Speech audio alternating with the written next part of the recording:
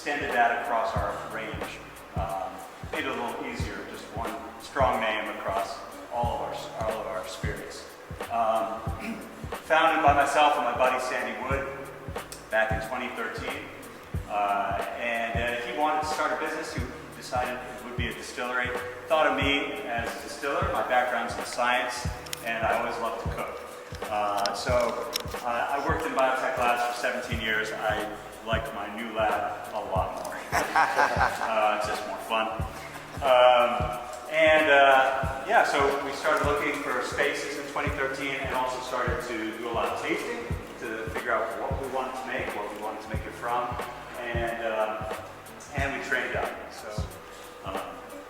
So yeah, got a great experience learning with them. Trained up at the Siebel Institute. It's a mostly brewing institute out of Munich, Germany, but they have a Chicago branch. I did not go to Germany. I went to Chicago. But trained up with some great folks in the distilling world, primarily the whiskey world. But anyway, great experience learning from all these guys and learning how to make spirits. We make our vodka from rye, same rye we use in our rye whiskey. I didn't listen to that advice. I went ahead and did it. But it's hard. It's harder to do it that way. But we appreciate, what's important to us is that we are grain to glass for all of our spirits. Grain to glass. For a lot of vodka, a lot of gin, that's not the case. But that's important for us. What's your favorite spirit to create? My favorite to make? Yeah. It's a tough call. I appreciate all of them in different ways. I love tasting the high-proof vodka coming off the still.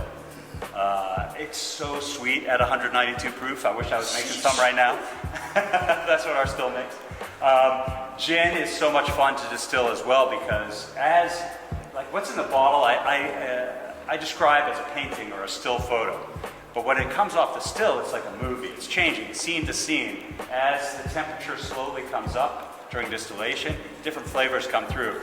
And on regular spirits, you're going to taste that, sure, but on gin, you have all those botanicals. And different botanicals will come through at different ways, at different temperatures. So that's fun too. I love the smell of mashing rye. Our rye mash bill just smells great in here. I love them all for different reasons.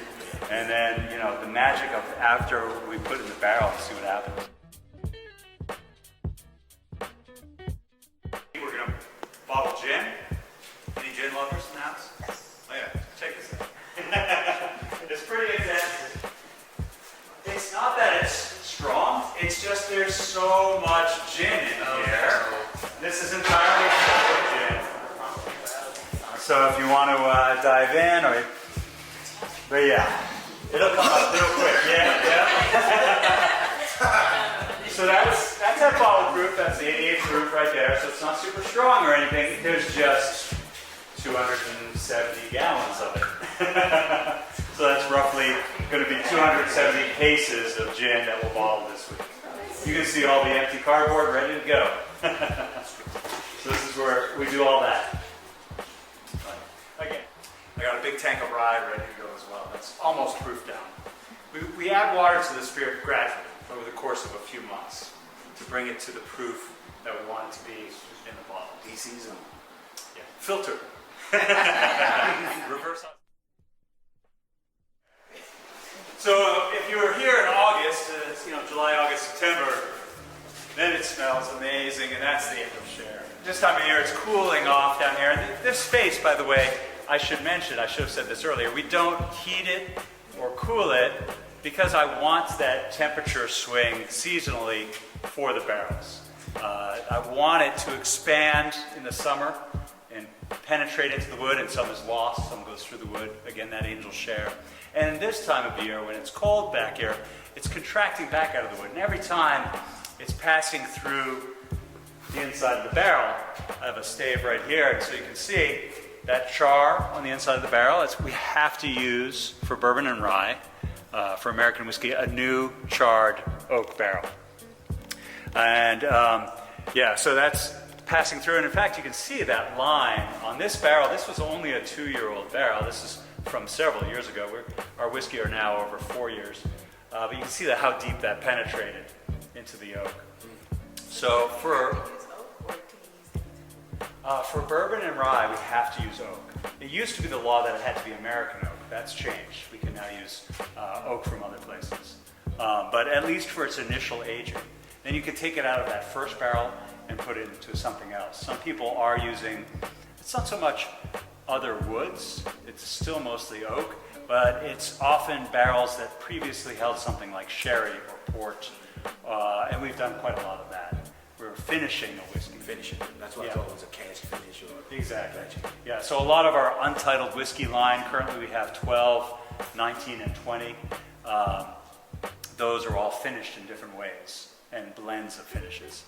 Again, Hold Still Connie, real quick, works very differently than Pearl. That beer is being fed at a continuous rate, 250 gallons an hour. And that's entering the still up there. I don't know if you can see that pipe where it connects. It's going through a beer warmer, those pipes on the wall. Just like my heat exchanger cooled the mash earlier in the process, this beer warmer is warming it up to about 160 degrees before it even gets to the still. So it's super efficient. Then steam is being injected at the bottom of the still through this pipe here. The steam's coming up, that beer's raining down, the alcohol, the ethanol in that beer is going to vaporize and go up, and all the rest of the water and the grain solids will drain down the bottom. So that's how we're going to distill that way. Once that vapor goes up, it's going to go again to its own condenser over here, and we'll again just grab one of these little tanks and collect it over here. These tanks aren't big enough to collect what we make on these stills in one day, so I have a big tank outside, and it'll be constantly pumping from these little tanks into the larger tank. In one day, if I was making whiskey, I would make enough to fill about 4 barrels of whiskey. Speaking of evaporation, Yeah. where does the Angel's share of the process? That's, later on in the aging. Yeah, the angel share is what we call what's lost to evaporation from the barrel. And the angels are thirsty here at District Main Spirits. They definitely enjoy their share. They get their 5%. Particularly in the summer. We're lucky if it's only 5. Yeah, they can take a lot over the years. So, old whiskey in some ways is going to be more expensive just because you have less of it. Yeah. Thankfully, water will evaporate more readily through the barrel than the spirit. Water is a very small molecule, H2O. It's just 3 atoms, that's it. Whereas ethanol is a bigger molecule, doesn't evaporate through the wood as easily. So the proof will go up in our barrels. So we generally see, in our 4-year bourbon, we'll see an increase of as much as 7 or 8 proof in 4 years. Our 7-year bottled and bond release, those barrels had come up 12, 13 proof. Nice.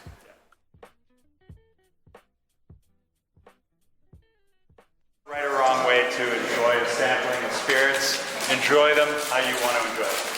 And that's a nice way to also help, get that alcohol around so you can taste it on more of our taste buds, but also smell it.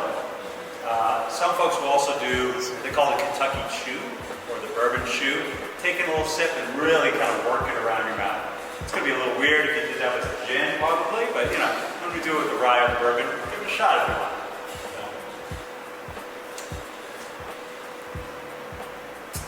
So we have taste buds throughout our mouth, they're not just on our tongue. So we really can move it around that way. Anyway, no right or wrong way. Enjoy them as you want to. I'm going to come around if you want to flip one of the glasses over. And we're going to start with our gin.